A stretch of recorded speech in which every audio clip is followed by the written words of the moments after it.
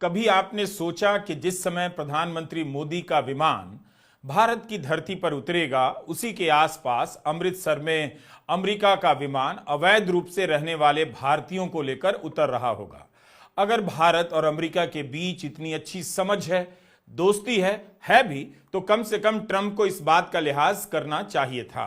प्रधानमंत्री मोदी के साथ साथ इस विमान को नहीं भेजना चाहिए था। अगर इस विमान से उतरने वाले भारतीय हथकड़ियों और जब से प्रधानमंत्री नरेंद्र मोदी जी अमेरिका होकर आए दोस्तों, उसके बाद से लगने लगा है कि अमेरिका ने मोदी जी की कमजोर नब्ज पकड़ ली है, जिसके बाद से प्रधानमंत्री नरेंद्र मोदी जी फड़फड़ाने जैसी स्थिति में भी नहीं है। और किस तरह से भारत देश को बड़े झटके लग रहे हैं अमेरिका की तरफ से। तो क्या कुछ होने जा रहा है अब भारत देश के साथ, और अमेरिका क्या करने जा रहा है दोस्तों, जिसने गोदी मीडिया ने उस खबर को पूरी तरह से छुपा दिया है, लेकिन रवीश कुमार ने पूरा का पूरा पोस्टमार्टम करके सामने रख दिया। हमारे साथ वरिष्ठ पत्रकार मौजूद है रवीश कुमार सर, आप उनकी इस रिपोर्ट को देखिए। नमस्कार, मैं रवीश कुमार। कभी आपने सोचा कि जिस समय प्रधानमंत्री मोदी का विमान भारत की धरती पर उतरेगा, उसी के आसपास अमृतसर में अमेरिका का विमान अवैध रूप से रहने वाले भारतीयों को लेकर उतर रहा होगा? अगर भारत और अमेरिका के बीच इतनी अच्छी समझ है, दोस्ती है भी, तो कम से कम ट्रंप को इस बात का लिहाज करना चाहिए था। प्रधानमंत्री मोदी के साथ साथ इस विमान को नहीं भेजना चाहिए था।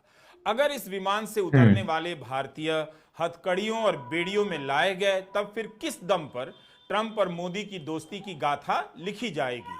उनकी वाहवाही में डूबा मीडिया का कवरेज कितना झूठा लगने लग जाएगा। दूसरी बात है, जो समझौता हुआ है व्यापारिक, उससे यही लग रहा है कि अमेरिका बेच रहा है, भारत खरीद रहा है, या भारत को खरीद रहा है। प्रधानमंत्री के अमेरिका दौरे की खबरों को ध्यान से देखेंगे तो यही निकल कर आएगा कि अमेरिका अब अपना महंगा तेल भारत को बेचेगा, लड़ाकू विमान भारत को बेचेगा। भारत इसे अपनी सामरिक और ऊर्जा की जरूरतों का हिस्सा बताकर उचित ठहराने लग जाएगा। हम खबरों को बहुत जल्दी में देखते हैं।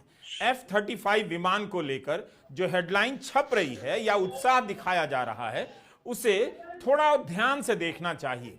हिंदू अखबार की एक हेडलाइन का उदाहरण आपको देना चाहता हूं। अंग्रेजी में लिखा है, US pushes for more defence deals, offers F-35 fighter jet. इसमें एक शब्द का इस्तेमाल किया गया है कि अमेरिका जोर दे रहा है भारत रक्षा सौदा करे। यह नहीं लिखा है कि भारत को चाहिए इसलिए चाहता है कि अमेरिका उसे यह विमान दे। द हिंदू अखबार ने पुशेस का इस्तेमाल किया है, मतलब जोर देना या धकियाना। F-35 विमान की तारीफों के पुल बांधे जा रहे हैं। इसे इस रूप में दिखाया जा रहा है कि भारत और अमेरिका के बीच विश्वास का रिश्ता गहरा हुआ है, क्योंकि अमेरिका अपने हथियार विश्वसनीय साथियों को ही देता है। लेकिन क्या F-35 श्रेष्ठ विमान है? भारत को इसकी जरूरत है, या अमेरिका भारत पर थोपने की कोशिश कर रहा है?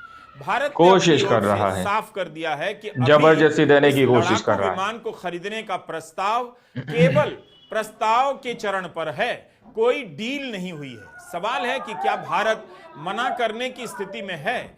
दूसरा सवाल है कि जिस तरह से टीवी चैनलों पर इस विमान का वीडियो दिखाकर तारीफों के पुल बांधे जा रहे हैं, ऐसा लग रहा है कि भारत की सैन्य क्षमताओं में क्रांति आने वाली है। जबकि सच यह है कि इस प्लेन को लेकर अमेरिका में ही कई वर्षों से विवाद चल रहा है। आपको देखना है कि टीवी चैनलों पर इन बातों का जिक्र आता है या नहीं। हम जानते हैं कि अब किसी भी विदेशी दौरे की संतुलित समीक्षा संभव नहीं है, क्योंकि गोदी मीडिया इतना अति कर देता है, जैसे लगता है कि अमेरिका के दौरे पर ट्रंप का प्रशासन भी मोदी मोदी कर रहा है। आपने गौर किया होगा टीवी चैनलों में अमेरिका से खरीदे जा रहे लड़ाकू विमान और ड्रोन की खबरें चलने लगी। एक्सपर्ट आकर F-35 का तूफानी विश्लेषण करने लग गए। हमारी बिल्कुल अपनी कोई क्षमता नहीं है कि इस तरह के विमान की क्षमता पर टिप्पणी करें, लेकिन जब आप पूरे दौरे को एक जहाज की तस्वीर में बदलकर रख देते हैं, तब संदेह होना चाहिए कि इस दौरे को भारत की तरफ से कुछ ज्यादा ही सफल बताने की कोशिश हो रही है। यह विमान कैसा है, इसकी तकनीकी क्षमता क्या है, यह सब बताने के योग्य मैं नहीं हूं, लेकिन यह जरूर बता सकता हूं कि अमेरिका यह विमान भारत को क्यों बेच रहा है, जबकि खुद इलॉन मस्क ने इस विमान की क्षमता को लेकर संदेह जताया है और काफी महंगा भी बताया है। नवंबर 2024 का यह ट्वीट है यानी कि जिसमें एक तरह से कबाड़ बता दिया और महंगा भी बता दिया। जितना आपका है उतने की चीज है नहीं, है जितने रुपए का बताया जा रहा है, क्योंकि उसे बहुत सारे लोगों की बहुत सी जरूरतों को पूरा करना था। ये प्लेन अधूरा है, महंगा है और इससे कभी भी सफलता की उम्मीद नहीं थी। ड्रोन के जमाने में पायलट वाले लड़ाकू विमान पुराने हो चुके हैं, ये पायलट की मौत के जिम्मेदार होंगे। इस ट्वीट के जवाब में यह भी लिखते हैं मस्क कि कुछ अमेरिकी हथियार सिस्टम महंगे हैं पर अच्छे हैं, मगर भगवान के लिए F-35 को बंद कर दीजिए। यह सैन्य इतिहास का सबसे घाटे का सौदा रहा है। उसी दिन ड्रोन के वीडियो पर कमेंट करते हुए मस्क लिखते हैं, कुछ इडियट अभी भी F-35 जैसे मानव युक्त लड़ाकू विमान बना रहे हैं। यह मस्क का कहना है कि कुछ इडियट अभी भी F-35 जैसे लड़ाकू विमान बना रहे हैं। मस्क कह रहे हैं कि इसकी डिजाइन खराब है, आधा अधूरा प्लेन है और महंगा है। इससे कभी सफलता की उम्मीद भी नहीं थी। ये मैं नहीं कह रहा। यानी युद्ध अगर हो तो जीतने की उम्मीद नहीं की जा सकती। कम से कम मस्क की बातों की काट भी कोई बता रहा हो कि मस्क का कहना सही नहीं है, तब भी बात समझ में आ सकती है। इलॉन मस्क की भी प्रधानमंत्री मोदी से मुलाकात हुई। अब इस तस्वीर पर हम क्या टिप्पणी करें, लेकिन आप गौर से देखिए, भारत जैसे महान देश के प्रधानमंत्री से मिलने इलॉन मस्क अपने परिवार और क्यूट बच्चों को लेकर आते हैं। यहां कुर्सियों पर विदेश मंत्री से लेकर राष्ट्रीय सुरक्षा सलाहकार भी लाइन लगाकर बैठे। एक तरफ मस्क का परिवार है, दूसरी तरफ प्रधानमंत्री और उनकी टीम। तस्वीर से तो यह मुलाकात पारिवारिक और शिष्टाचार की लगती है। फिर इस मुलाकात में विदेश मंत्री, भारत के राष्ट्रीय सुरक्षा सलाहकार क्या कर रहे हैं? क्या आपके मन में कुछ खटकता नहीं है? क्या विदेश मंत्रालय ने इसके बारे में कुछ भी कहा है? जो भी है, यह तस्वीर इसलिए भी आपको दिखा रहा हूं ताकि आप इलॉन मस्क का महत्व अब समझ सकें। मस्क ट्रंप प्रशासन की धड़कन बन चुके हैं। उसी मस्क ने F-35 विमान को लेकर कड़ी आलोचना की है, इसे महंगा बताया है।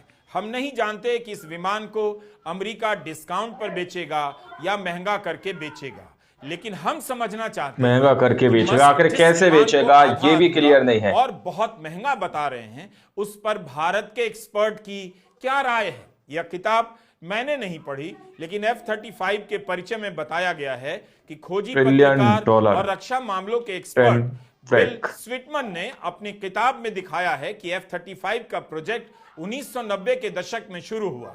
हर सौदे में यह विमान बाजी तो मार ले जाता है, अमेरिकी सेना में सैकड़ों की संख्या में शामिल भी है, लेकिन यह विमान असफल रहा है। इस विमान की कई कमजोरियां इस किताब में बताई गई हैं। 15 फरवरी 2025 के वॉशिंगटन पोस्ट में भी इसी तरह की आशंका जताई गई है। प्रधानमंत्री मोदी और राष्ट्रपति ट्रंप की प्रेस कॉन्फ्रेंस पर वॉशिंगटन पोस्ट ने पेज नंबर 12 पर लंबी रिपोर्ट छापी है। इस रिपोर्ट में एक एक्सपर्ट समीर ललवानी का बयान शामिल किया गया है। वॉशिंगटन स्थित NGO US institute of peace में वरिष्ठ सलाहकार हैं समीर ललवानी।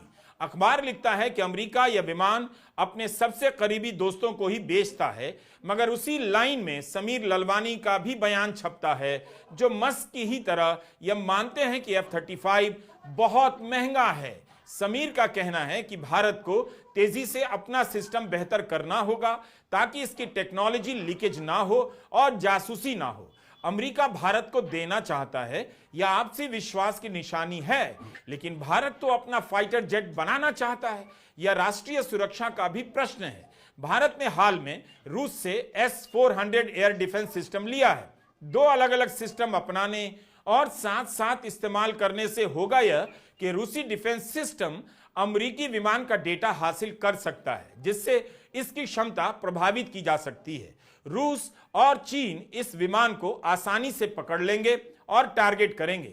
हमने बिल स्विटमन की जिस किताब का जिक्र किया है उसके परिचय में भी यह बात लिखी है कि इस विमान की जासूसी रूस और चीन की तरफ से की जाती रहती है। F-35 विमान भारत के लिए सही है या नहीं, इस विमान की जासूसी की जाती रहती है, लेकिन क्या कुछ है इस विमान के अंदर? पूरा पोस्टमार्टम कर दिया रवीश कुमार ने, पूरा पोस्टमार्टम। देखना चाहिए कि हर तरह के पक्ष इस बहस में शामिल है या नहीं। एक सामान्य दर्शक की तरह जब आप टीवी के स्क्रीन पर F-35 को उड़ता हुआ देखेंगे तो लगेगा कि कोई कमाल की चीज है और आप या हम नहीं जान सकेंगे कि इसकी क्या क्या कमियां हैं।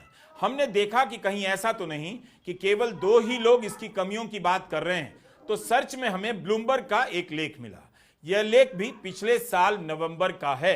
ब्लूमबर्ग के एंथनी कैपेचियो ने सूचना के अधिकार पर जो जानकारी हासिल की उससे यह रिपोर्ट लिखी है। यह जानकारी पेंटागन की एक रिपोर्ट से ली गई है जिसमें कहा गया है कि 6 साल की कॉम्बैट टेस्टिंग में यह देखा गया है कि F-35 में कई तरह की खामियां हैं। इसकी विश्वसनीयता पर सवाल है, मेंटेनेंस में परेशानियां हैं, इसकी बंदूकें सही दिशा में हमला नहीं करती हैं और इसकी साइबर डिफेंस क्षमताओं को लेकर कई अनुत्तरित प्रश्न हैं। इस रिपोर्ट के निदेशक ने लिखा था कि भरोसे के मामले ये कुछ है इसके अंदर, रखरखाव के मामले में यह लड़ाकू विमान उम्मीदों पर खरा नहीं उतरता। इस रिपोर्ट में विशेषज्ञों के हवाले से लिखा गया है, कभी कभी ऐसा भी हुआ है कि जरूरत पड़ने पर प्लेन उड़ाए जाने की हालत में नहीं था क्योंकि उसे ठीक करने में समय लग रहा था। कभी ऐसा भी हुआ कि उसके कलपुर्जे नहीं मिल रहे। कुछ मामलों में यह भी देखा गया टेस्ट पूरा होने से पहले टेक ऑफ होते ही प्लेन में फेलियर हो गया। इस वजह से हुआ यह कि कम विमानों की तैनाती की जा सकी और कम उड़ानें भरी जा सकी। इस लेख में विमान की कई तकनीकी खामियों के बारे में बताया गया है। F-35 विमान के बारे में कहा गया था यह आखिरी विमान होगा जिसे पायलट उड़ाएंगे।